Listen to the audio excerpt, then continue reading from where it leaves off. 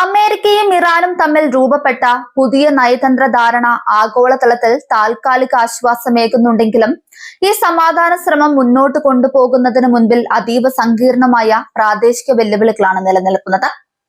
സ്വന്തം രാജ്യാതിർത്തികൾക്ക് പുറത്ത് ഇറാനും ഇസ്രയേലിനും അമേരിക്കയ്ക്കുമുള്ള തന്ത്രപ്രധാനമായ താൽപര്യങ്ങളും സ്വാധീനവുമാണ് ഇതിലെ പ്രധാന പ്രതിസന്ധി. ഏത് നിമിഷവും പുതിയ തർക്കങ്ങളിലേക്ക് വഴിമാറാവുന്ന ഒട്ടേറെ ഘടകങ്ങൾ നിലവിലെ ധാരണയിൽ ഒളിഞ്ഞിരിപ്പുണ്ട്. ഇറാന്റെ പ്രതിരോധ അച്ചുതണ്ടിന്റെ ഭാഗമായ സായുധ സേനകൾ പലസ്തീൻ, സിറിയ, ലബനൻ, ഇറാഖ് ഉൾപ്പെടെയുള്ള പശ്ചിമേഷ്യൻ രാജ്യങ്ങളിൽ പരന്നു കിടക്കുകയാണ്. ഗാസയിലെ ഹമാസും ലബനനിലെ ഹിസ്ബുള്ളയും യമനിലെ ഹൂത്തികളും ഇതിൽ ഉൾപ്പെടുന്നുണ്ട്. ഇറാൻ അനുകൂല തീവ്ര നിലപാടുള്ളവർക്കും ഇസ്രയേലിനും നിലവിലെ ധാരണകൾ ഒട്ടും ദഹിച്ചിട്ടില്ലാത്തതിനാൽ ഇവരിൽ ആരുമായും ഇസ്രയേൽ സൈന്യം ഏതു നിമിഷവും പുതിയൊരു പ്രകോപനത്തിലേക്ക് നീങ്ങാം. നിലവിൽ ചെങ്കടലിൽ അന്താരാഷ്ട്ര കപ്പലുകൾക്ക് നേരെ നടക്കുന്ന ആക്രമണങ്ങൾക്ക് പിന്നിൽ ആരാണെന്ന് ഇതുവരെ വ്യക്തമായിട്ടില്ലാത്തതും ആശങ്ക വർദ്ധിപ്പിക്കുന്നുണ്ട്. മറുഭാഗത്ത് ലബനനിലും ഗാസയിലും സിറിയയിലും നിലവിലുള്ള തങ്ങളുടെ സൈനിക സ്വാധീന മേഖലകളിൽ നിന്ന് പിന്നോട്ടു മാറില്ലെന്ന കടുത്ത നിലപാടിലാണ് ഇസ്രയേൽ. ഇറാന്റെ മിസൈൽ ശേഷി നിയന്ത്രിക്കുന്നതിനെ കുറിച്ചോ മേഖലയിലെ മറ്റു സായുധ സംഘങ്ങൾക്ക് അവർ നൽകുന്ന സൈനിക പിന്തുണയെക്കുറിച്ചോ പുതിയ കരാറിൽ കൃത്യമായ വ്യവസ്ഥകളില്ലാത്തത് ഇസ്രയേലിന് വലിയ തിരിച്ചടിയാണ്.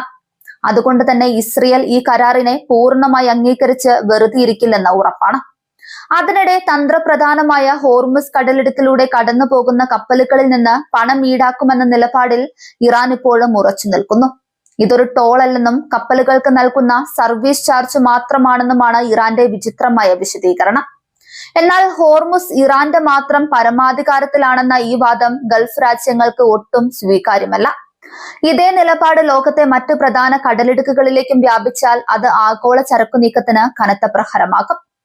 ഇന്തോനേഷ്യയ്ക്കും സിംഗപ്പൂരിനും സ്വാധീനമുള്ള മലാക്ക കടലിടുക്ക്, ഈജിപ്തിലൂടെയുള്ള സൂയിസ് കനാൽ, പനാമ കനാൽ, തുർക്കിയുടെ നിയന്ത്രണത്തിലുള്ള ടർക്കിഷ് കടലിടുക്ക്, ഹൂത്തികളുടെ സാന്നിധ്യമുള്ള ബാബൽ മന്ദബ് ഉൾപ്പെടെയുള്ള അന്താരാഷ്ട്ര ജലപാതകളിൽ സമാനമായ പണപ്പിരിവ് ആരംഭിച്ചാൽ ആഗോള വിപണിയിലെ ചരക്ക് കൂലി കുതിച്ചുയരും. നയതന്ത്ര തലത്തിലെ മറ്റൊരു വലിയ പ്രതിസന്ധി ഇറാന്റെ ആണവ പദ്ധതികളാണ്. ഇറാന്റെ കൈവശമുള്ള യുറേനിയം ശേഖരം പൂർണ്ണമായി പിടിച്ചെടുത്ത് നശിപ്പിക്കാൻ കഴിയുമെന്നാണ് അമേരിക്ക ഇപ്പോഴും പ്രതീക്ഷിക്കുന്നത്. എന്നാൽ തങ്ങളുടെ ആണവ പദ്ധതികൾ ഉപേക്ഷിക്കാനോ കഠിനമായി സമ്പുഷ്ടീകരിച്ച യുറേനിയം ശേഖരം അടിയറ വെക്കാനോ തയ്യാറല്ലെന്ന പരസ്യ നിലപാടിലാണ് ഇറാൻ ഭരണകൂടം.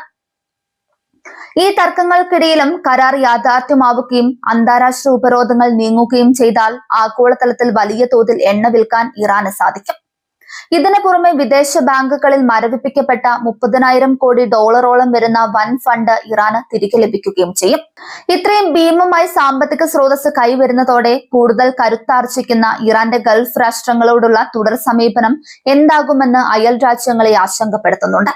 കൂടാതെ അമേരിക്ക ഇറാന്റെ പരിസര പ്രദേശങ്ങളിൽ നിന്നും പശ്ചിമേഷ്യൻ മേഖലയിൽ നിന്നും തങ്ങളുടെ സൈന്യത്തെ പിൻവലിക്കുമോ എന്ന ചോദ്യത്തിന് ഇപ്പോഴും വ്യക്തമായ ഉത്തരമില്ല. യുഎസ് സൈന്യത്തിന്റെ ഭാഗികമായ പിന്മാറ്റം പോലും മേഖലയിലെ ശക്തി സമവാക്യങ്ങളിൽ വലിയ ചലനങ്ങൾ ഉണ്ടാക്കുമെന്ന് ഉറപ്പാണ്.